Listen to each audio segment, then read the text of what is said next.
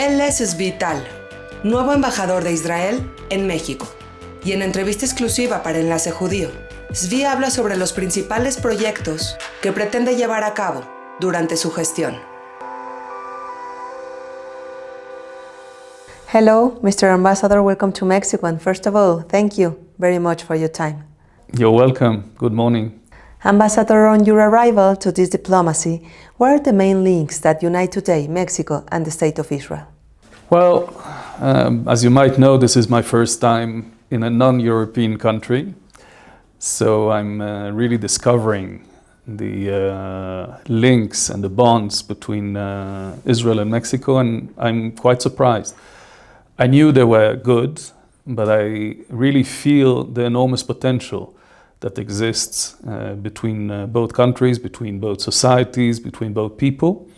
I think that we share a lot, for example, a very rich culture, pride of who we are, a national pride, I would even say patriotism.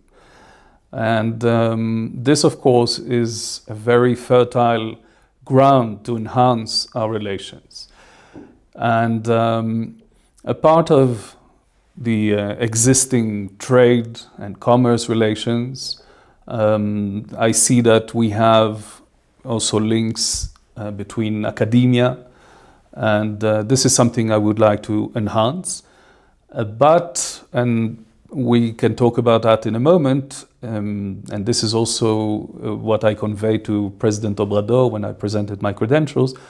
I would like us to link up to the agenda, the national agenda of Mexico under the current administration. Now, Mexico and Israel are definitely friendly countries, and that's why the resolutions against Israel, in which Mexico has voted in favor, baffle many. What do you think about that kind of stumbling block? Yes, well, it's true, and Prime Minister Netanyahu has said that many times in the past. You expect friendly relations between countries, between nations, to be also portrayed in the way these countries vote at the UN when it comes to Israel and the Palestinian people, for example. Now, I should get the record straight and tell you that yesterday there was a vote at the UN General Assembly in plenary where Mexico abstained. It was on the division that exists in the Secretariat of the UN regarding the Palestinian people. And we are campaigning on this particular resolution and two other resolutions, and we are still waiting for the vote, and hopefully Mexico will abstain again and not vote in favor. We are talking about what is called the Special Committee on the Inalienable Rights of the Palestinian People, and another resolution on investigating human rights violations of Palestinians in the territories by Israel. And we are campaigning against that because we say that it's really anachronistic, it's absurd. Only regarding the Palestinian people has the United Nations set up such mechanisms with budgets, etc. Just last week, there was a panel discussion hosted by the Mexican Foreign Ministry where Deputy Foreign Minister Mrs. Delgado participated in solidarity with the Palestinian people. I don't think this will contribute to a settlement between Israel and the Palestinian people, and this is what I wrote to Mrs. Delgado. So let's wait and see. Hopefully Mexico will abstain, but this is something we would like to discuss with Mexico as it is about to enter the Security Council. And usually we have a dialogue with each and every country that becomes member, even if it's for 2 years, a member of the Security Council. And I have suggested that to the people at the Foreign Ministry, and hopefully it will happen. Mr. Ambassador, we have had excellent Israeli ambassadors here in Mexico. However, what do you think has not been done so far? Do you have a particular project? Yes, first of all, indeed, you've had very good ambassadors. If I may just say a word about my predecessor, Jonathan Peled, who has done a marvelous work, and actually I want to pay tribute to his efforts, because as we speak this week in Israel, we have 3 deputy ministers, Mexican ministers, the Deputy Minister of the Economy on Innovation, the Deputy Minister of Health, and the Deputy Minister of Agriculture, all visiting Israel with a great program that was tailor-made for them. And this is thanks to the efforts that Jonathan deployed at the time. His predecessor, Ambassador Rodika Radian Gordon, who was, by the way, my boss before I arrived to Mexico, has also done a wonderful job. And I'm pursuing in what they did. And I try, as I said, to give perhaps another twist. I'm very much in favor of cooperating in the area of sustainable development goals. I'm a big believer in these goals.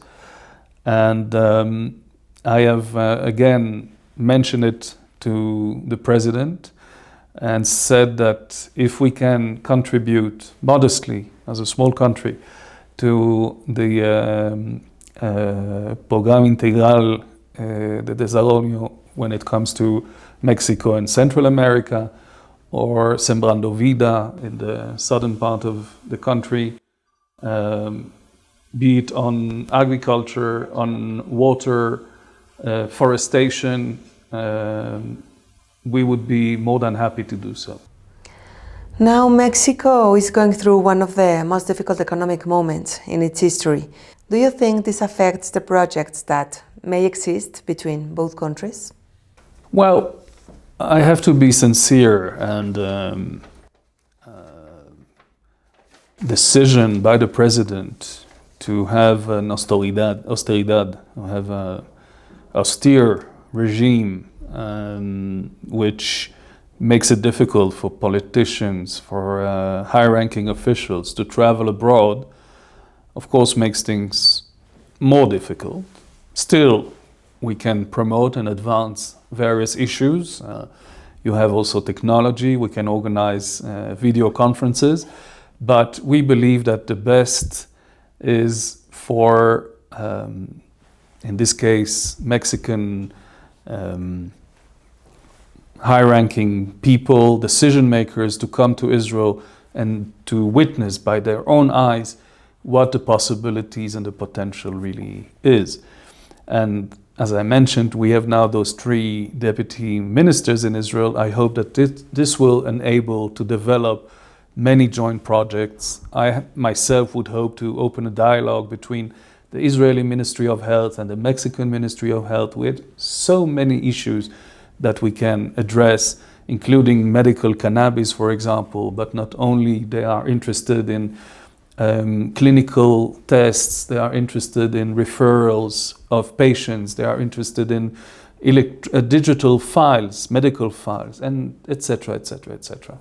So yes, the fact that there is austeridad, the fact that some ministries lack budgets, for example, when it comes to security issues, border control, the issue of migrants, the issue of organized crime. We have a lot of experience fighting terrorism, and there are many similarities between terrorism and organized crime. And we are ready to share our experience with Mexico. We have said so. Now there was a high-ranking official of the Ministry of Defense who came here, met with the Chief of Staff of the Mexican Army, with Sedena, with the Ministry of Maritime, the Marine. So we would really like to offer this experience we have and Israeli technologies, but they need, of course, budgets. So on the one hand, yes, it makes things difficult, but there are many opportunities. And, you know, I met with someone from the World Bank stationed here.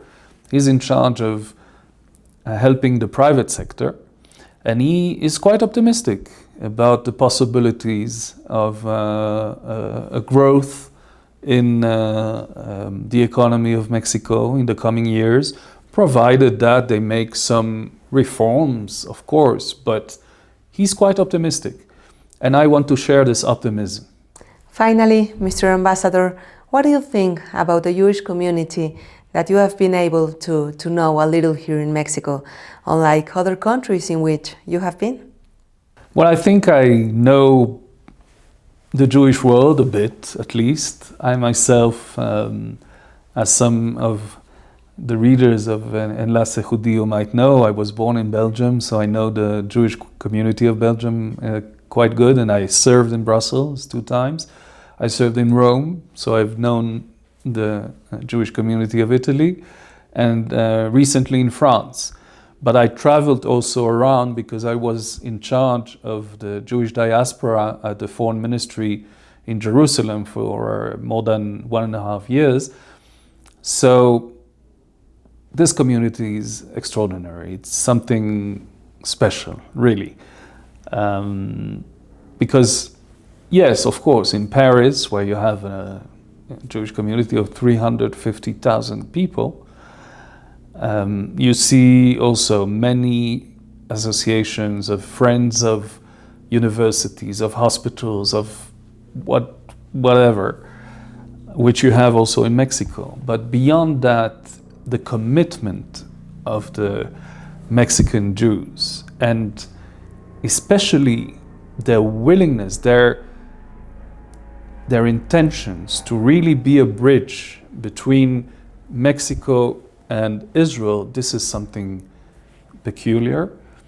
And I would like also to give homage to the women.